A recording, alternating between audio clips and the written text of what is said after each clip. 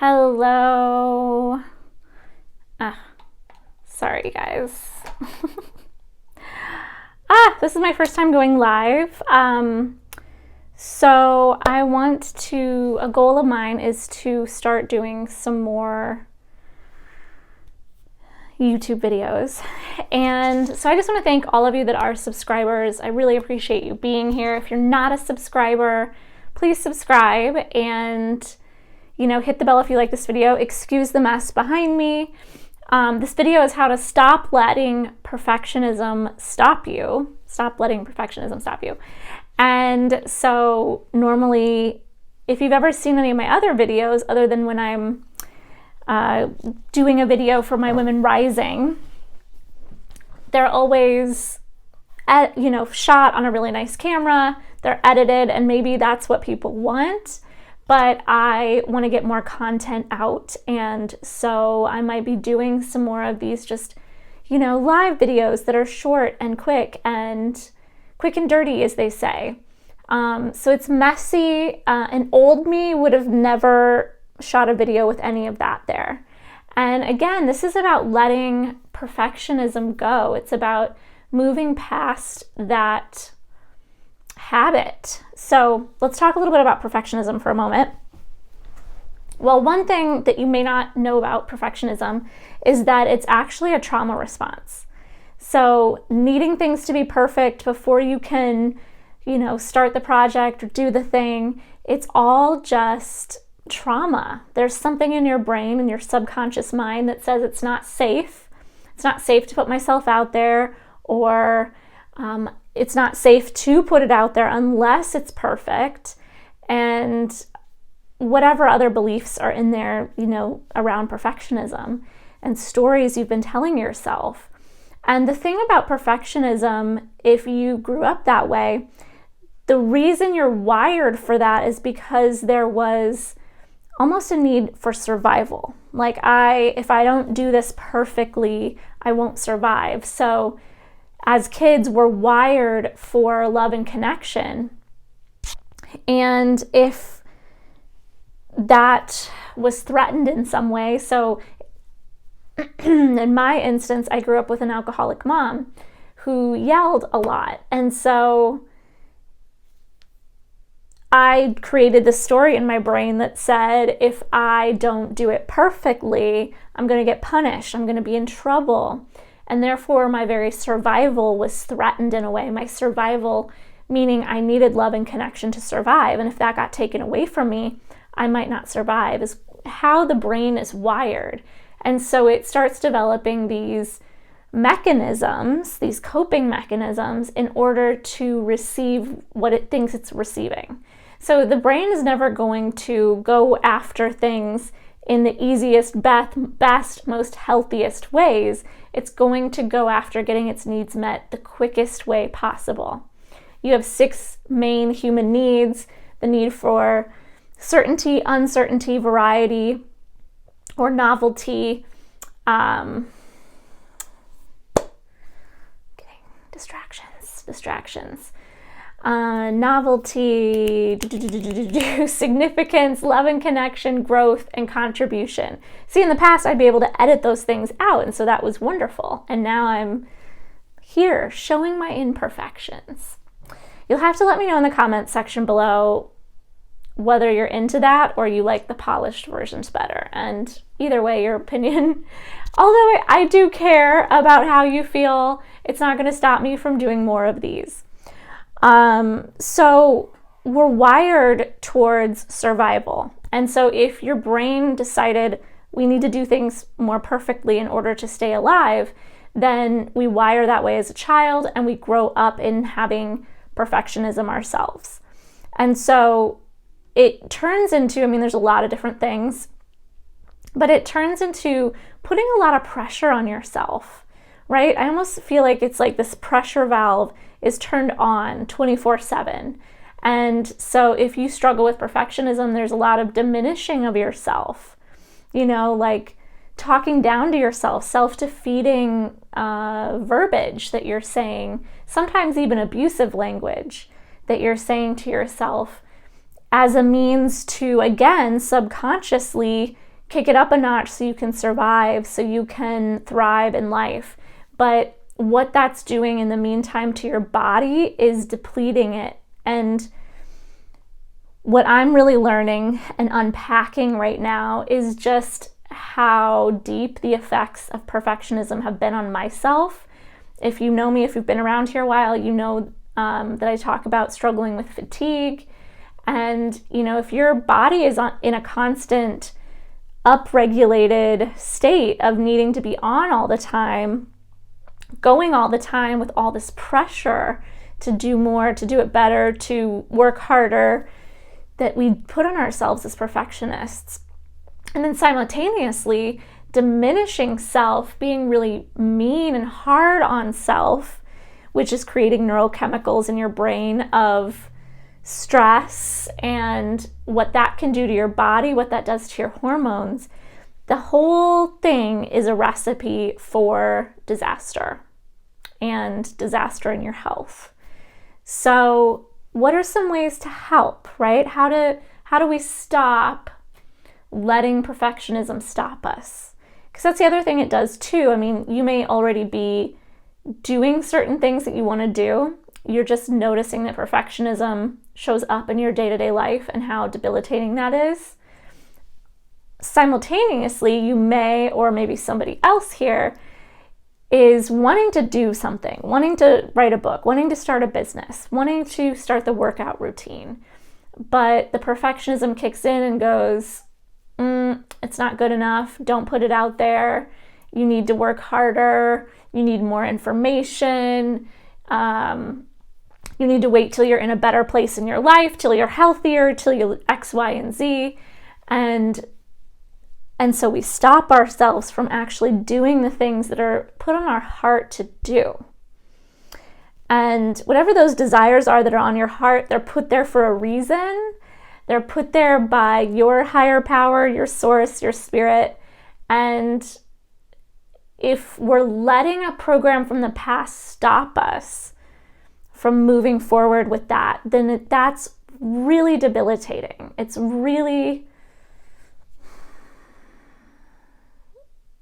part of the matrix. It's how they keep us down, right? That they keep us down, they keep us stifled in a way. I'm seeing this. I saw this when I was working with a client recently, where I saw just what almost looked like otherworldly attachments attached to her.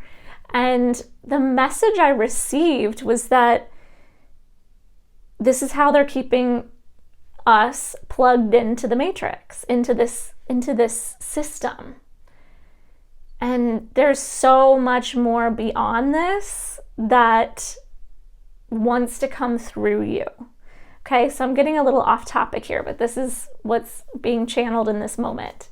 There's so much more that wants to come through you, and it's okay to let it, but we've got to, it's twofold. It's seeing where we stop ourselves, healing and cleaning up our past to the best of our ability. It doesn't mean we stay stuck there. Some people will get stuck there, and that's not what this is about, but you can't deny that, okay? I had this talk recently with somebody where it was like, I started my path in the spiritual world, and I was, doing all the things you could do in the spiritual world, the energy healing, the psychic readings, all of the things, the meditating, and all of it is so good, and I practice it and I teach it all.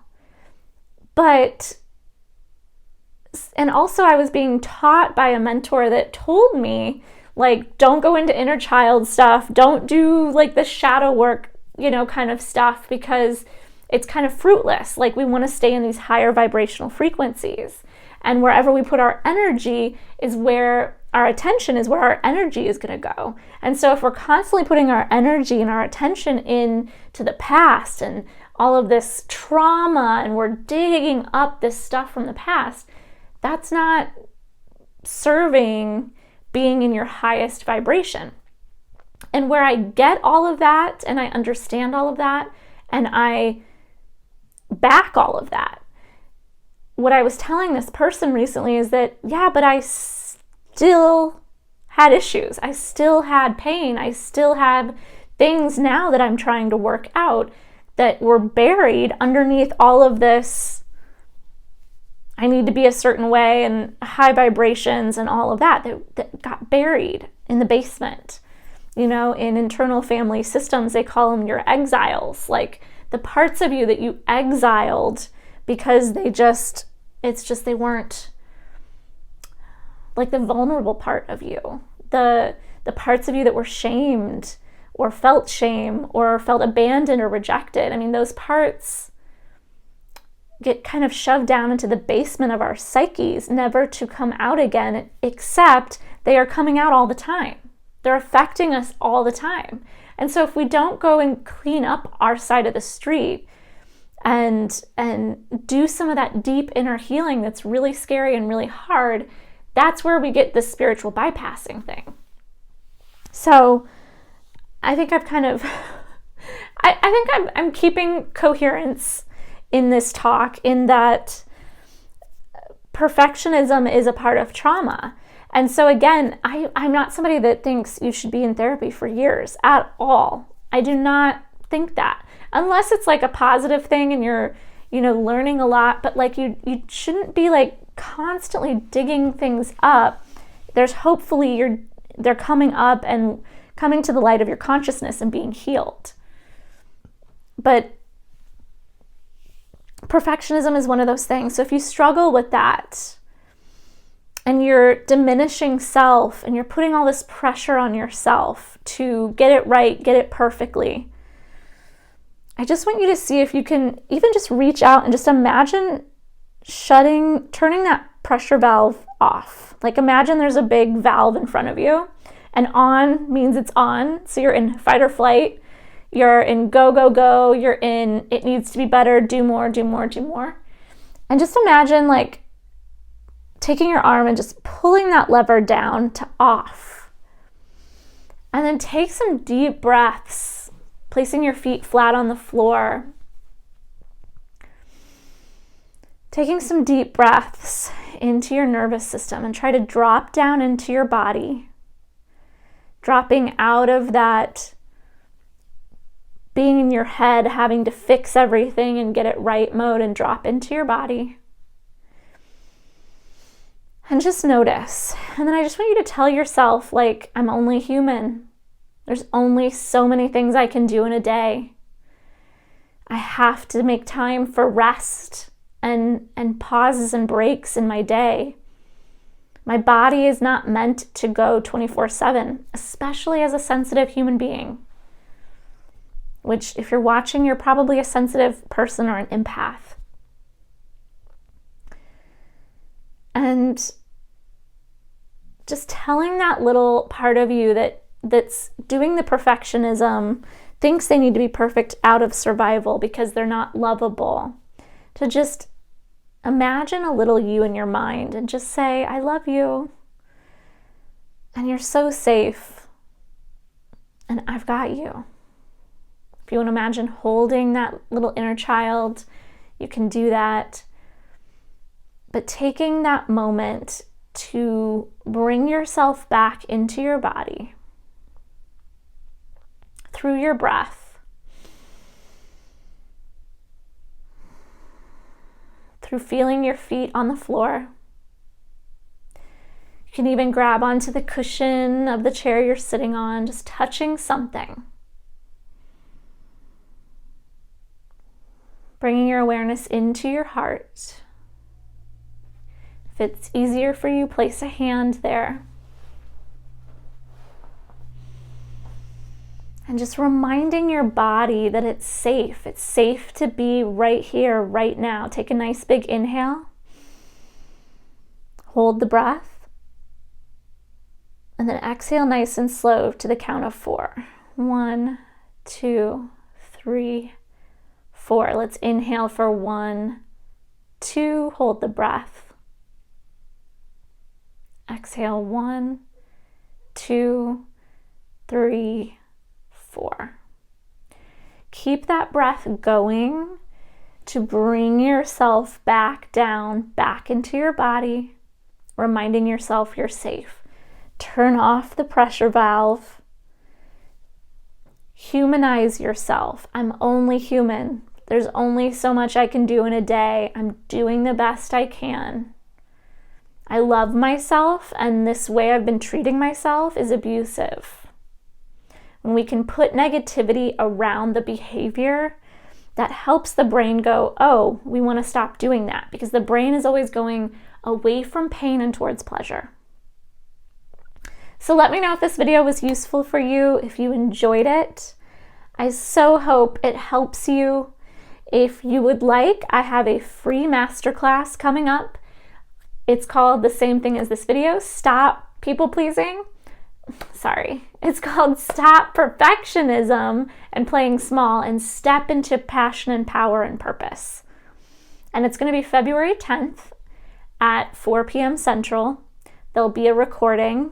And if you're watching this years later, there'll be a recording. So I'll leave the link below the video.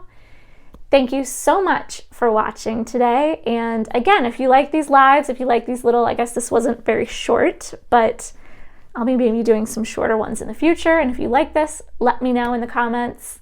Thank you so much for being here.